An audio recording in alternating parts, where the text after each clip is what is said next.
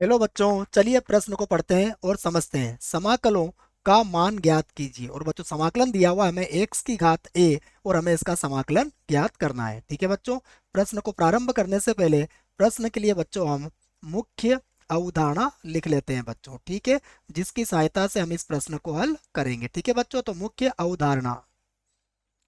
अवधारणा में बच्चों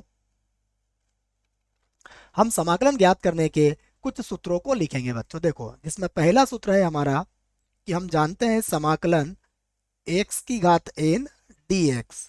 ठीक है बच्चों, यह होता है एक्स की घात एन प्लस एक और बटा एन प्लस एक होता है बच्चों। ठीक है, अब यहाँ देखो बच्चों, हमें ध्यान देना है कि एन कभी भी बच्चों इस सूत्र में माइनस एक नहीं होगा। ठीक है बच्चों, यहीं पर देखो बच्चों दूसरा सूत्र, यदि हमें एक बटा एक्स का बच्चों समाकलन करना है तो एक बटा एक्स का समाकलन होता है बच्चों लॉग, और मापांक में एक्स आता है बच्चों प्लस सी। ठीक है बच्चों, तो ये दोनों सूत्रों का प्रयोग हम इस प्रश्न में करेंगे बच्चों। ठीक है, तो देखो बच्चों, अब क्या दिया है, हमें दिया है बच्चों, तो इसको हम आई के बराबर मान लेते हैं बच्चों। तो माना हमारा जो समाकलन है वो आई के बराबर है, तो आई बराबर कितना हुआ बच्चों, एक्स की घात ए और डी एक्स।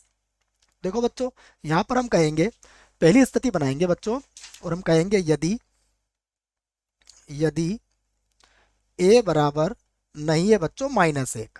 ठीक है बच्चों, हम ये पहला केस बना लेते हैं इसमें कि ये का मान क्या है बच्चों, माइनस एक के बराबर नहीं है। तब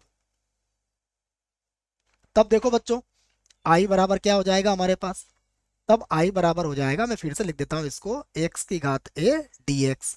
और बच्चों देखो, यहाँ पर हम कौन सा सूत्र का प्रयोग करेंगे, यहाँ पर हम पहले सूत्र का प्रयोग कर लेंगे बच्चों। तो देखो, यहाँ से हमारे पास आई बराबर कितना हो जाएगा बच्चों, तो आई बराबर होगा बच्चों हमारे पास एक्स की घात ए प्लस एक, और बटे में कितना आ जाएगा बच्चों, ए प्लस एक।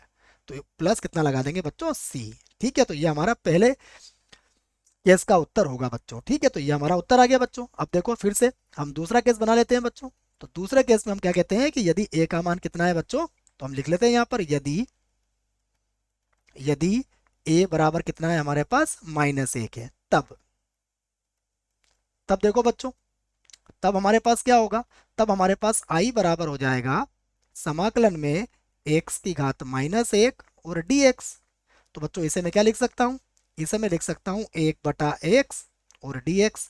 और बच्चों इसका समाकलन भी मैंने मुख्य अवधारणा में आपको लिखवा दिया है, एक बटा एक्स डी एक्स, इसका समाकलन क्या होता है, लॉग मापांक एक्स और प्लस सी। ठीक है बच्चों, तो इस सूत्र की सहायता से हमारा उत्तर यहाँ आ जाएगा बच्चों। तो देखो उत्तर में क्या लिखेंगे हम, यह हो जाएगा लॉग, और ये मापांक के अंदर आ जाएगा बच्चों एक्स, और प्लस हो जाएगा सी। ठीक है बच्चों, तो मैंने दोनों ही स्थिति में इसके उत्तर लिख दिए हैं आपको।